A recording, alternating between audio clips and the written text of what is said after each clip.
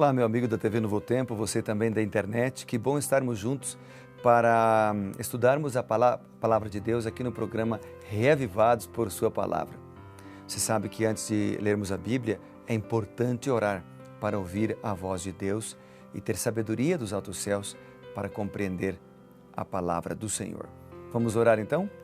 Querido Pai, bondoso Deus, dá-nos sabedoria para compreender mais um capítulo da Sagrada Escritura.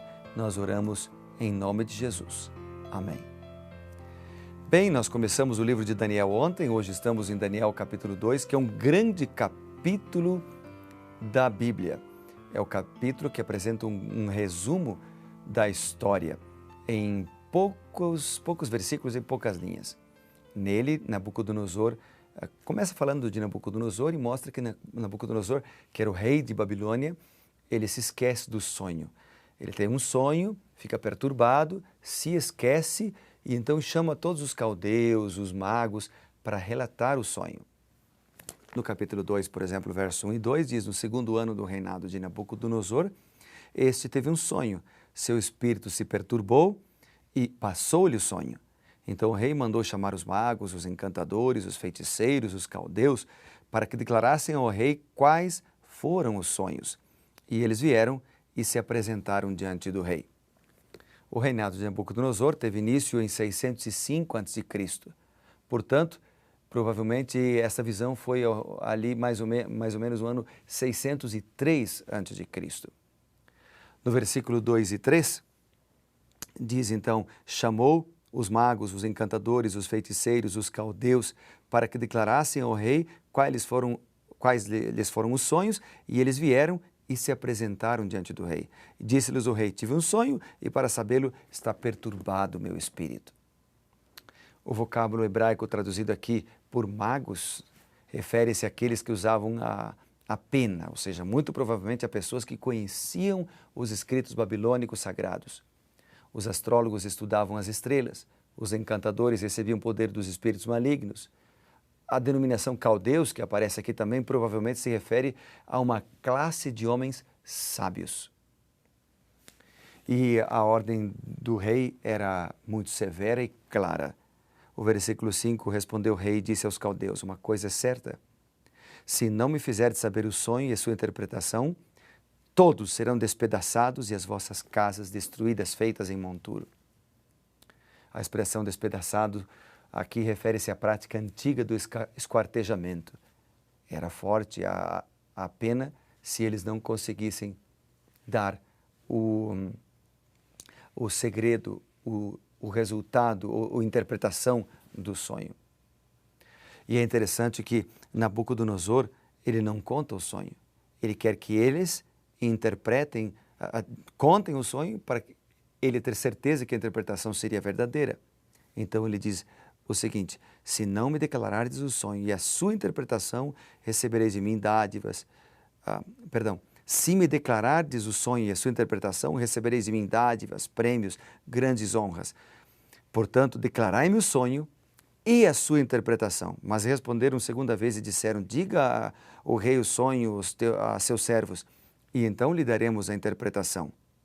Mas o rei tornou e disse: percebo que vocês querem ganhar tempo, porque vedes que o que eu disse está resolvido.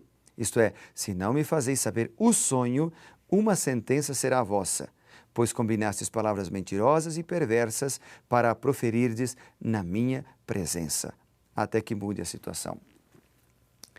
Então eles queriam saber o sonho para poder inventar uma interpretação, mas o rei pegou isso e disse: conte-me o sonho e eu saberei que a interpretação é verdadeira.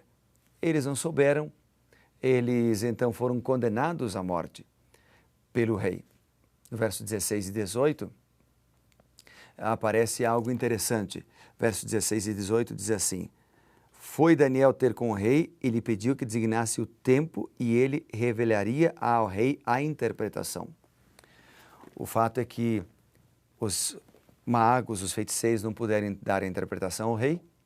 O rei condenou todos à morte, inclusive Daniel e seus 3 amigos, Ananias, Misael e Azarias. Foram todos condenados à morte. Daniel então pede um tempo ao rei e disse: Deus dará essa interpretação ao Senhor. eles começaram a orar. Ele pediu para que seus amigos orassem todos juntos, para que Deus desse a interpretação. Então, Daniel pede aos seus colegas para orarem, porque ele sabia que a oração era o primeiro passo diante de uma situação de crise. No entanto, ele não ora sozinho. Como disse, seus amigos oram com ele. Daniel busca conselho com seus amigos, que apresentam juntos o caso a Deus. O Deus dos céus é um título usado aqui por Daniel e muito usado em outros textos do Antigo Testamento também, enfatiza o domínio de Deus sobre tudo. No versículos 28 a 30 aparece a expressão fim dos dias, uma expressão utilizada frequentemente para se referir ao fim dos tempos, quando Deus intervirá na história humana para estabelecer o seu reino eterno. No capítulo 2, Nabucodonosor viu no seu sonho uma estátua que resume a história das nações. Deus deu a Daniel a revelação. Então, aqui no capítulo 2, no versículo 19, diz que foi revelado o mistério a Daniel numa visão de noite. Daniel louvou a Deus, bendito seja o Deus do céu, seja bendito o nome de Deus de eternidade a eternidade, porque dele é sabedoria, é ele quem muda os tempos, as estações, remove e estabelece reis, dá sabedoria aos sábios e entendimento aos inteligentes. Ele revela o profundo e o escondido, conhece o que está em trevas e com ele mora a luz. Então, Daniel foi ter com o rei e aí disse o seguinte: não mates os sábios de Babilônia, introduze-me na presença do rei e revelarei ao rei a interpretação.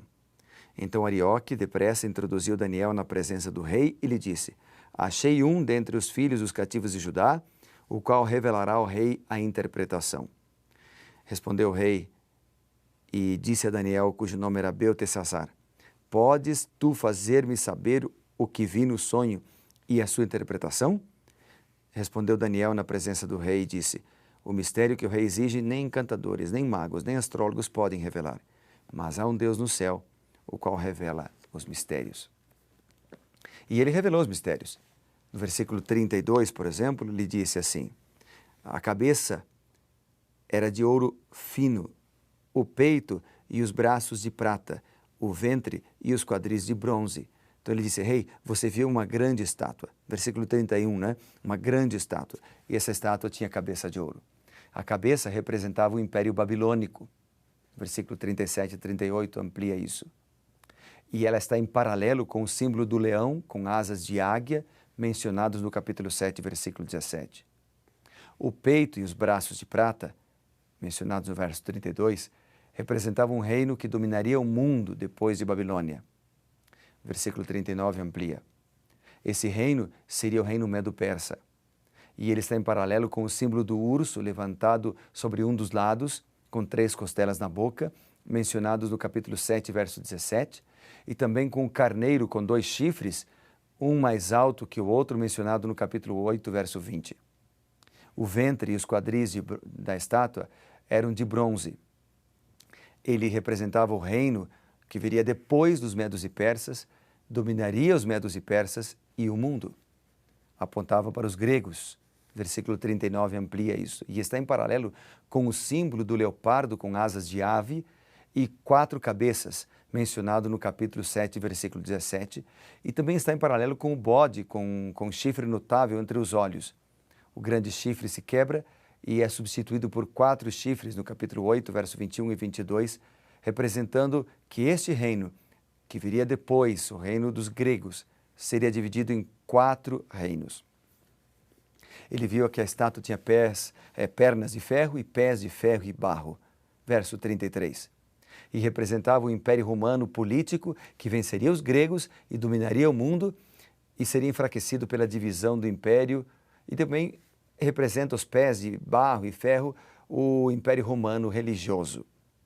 Está em paralelo com o símbolo do animal feroz, com dentes de ferro, 10 chifres, e um chifre pequeno com olhos de homem e uma boca, mencionado no capítulo 7, versos 7 e 8, e com um chifre pequeno que se torna extraordinariamente grande, mencionado no capítulo 8, versos 11 a 13.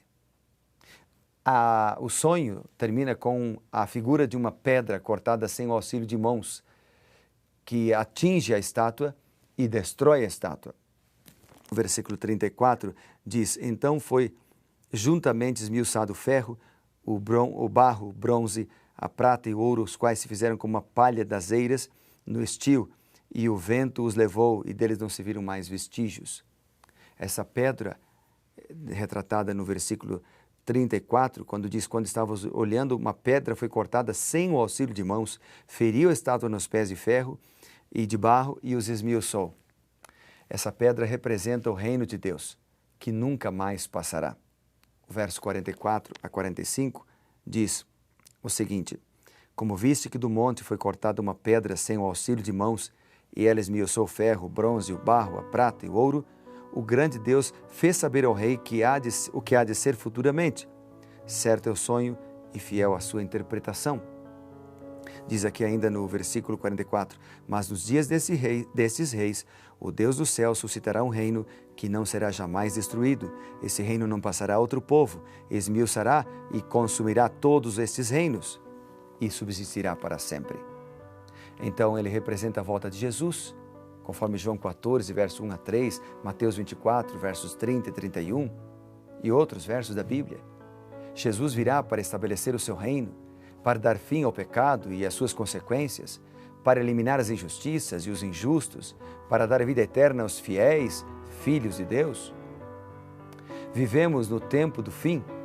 Sabemos que Jesus, a rocha dos séculos, virá em breve como Rei dos Reis e Senhor dos Senhores para encher a terra com sua glória. Portanto, Daniel capítulo 2 me faz entender que se tudo aquilo que ele profetizou se cumpriu literalmente, a volta do Senhor Jesus também se cumprirá. Daniel capítulo 2 me faz entender que confiamos e seguimos um Deus que pode todas as coisas, um Deus que não conhece limites, um Deus que está presente e comanda a história. Confie nesse Deus e Ele seguramente te abençoará. Vamos orar? Querido Pai, abençoa-nos para que possamos confiar em Deus, seguir a Deus e entregar nossa vida a Deus a cada dia. Ele comanda a história e comanda a nossa vida também. Por isso nós te agradecemos, Pai, e oramos em nome de Jesus. Amém. Que Deus te abençoe e te guarde. Lembre-se, amigo, seja reavivado por sua palavra.